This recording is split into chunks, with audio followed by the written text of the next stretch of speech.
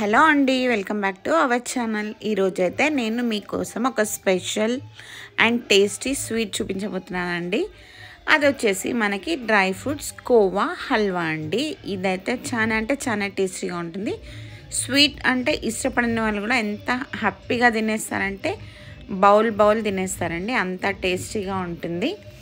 ఈ స్వీట్ కోసం మనం స్టవ్ వెలిగించేసుకొని ఒక కడాయి పెట్టేసుకొని అందులో 2 టేబుల్ స్పూన్స్ నెయ్యి వేసుకోవాలి. నెయ్యి వేసుకొని మనం ఒక గుప్పడంతా కాజు వేసుకొని తక్కువ మంట పైన చక్కగా ఫ్రై చేసుకోవాలండి. లోపల వరకు ఫ్రై అయ్యేలా ఫ్రై చేసుకోవాలి.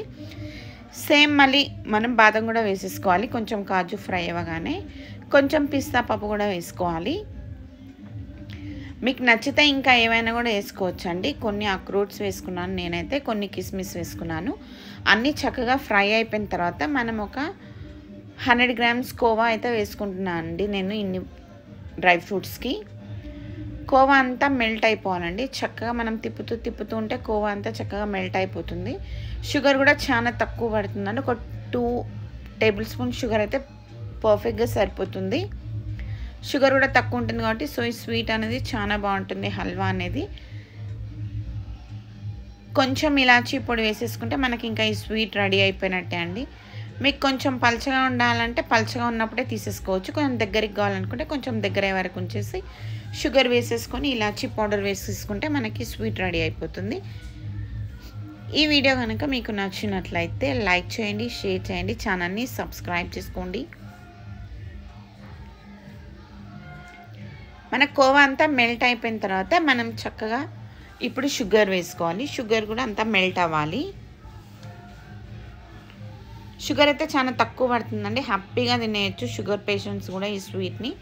ఎక్కువ షుగర్ అయితే వేసుకోవట్లేదు మనం. మీకు నచ్చితే షుగర్ అవాయిడ్ చేసి హనీ కూడా వేసుకోవచ్చు.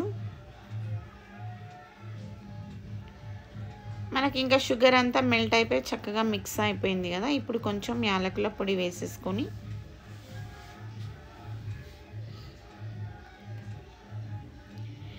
Tasty dry fruit khoa halwa ready.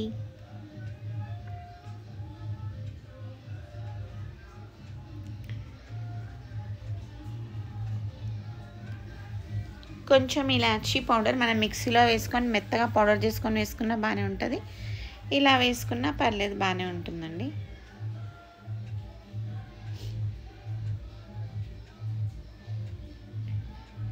మనకి కొంచెం డ్రై ఫ్రూట్స్ క్రంచీగా కావాలి అనుకున్నప్పుడు మనం డ్రై ఫ్రూట్స్ ఫ్రై అయిన తర్వాత ఫస్ట్ దాంట్లో షుగర్ వేసుకోవాలి. షుగర్ వేసుకుంటే క్యారమిల్ లెక్క అయ్యి డ్రై ఫ్రూట్స్ అనేది క్రంచీగా ఉంటాయండి.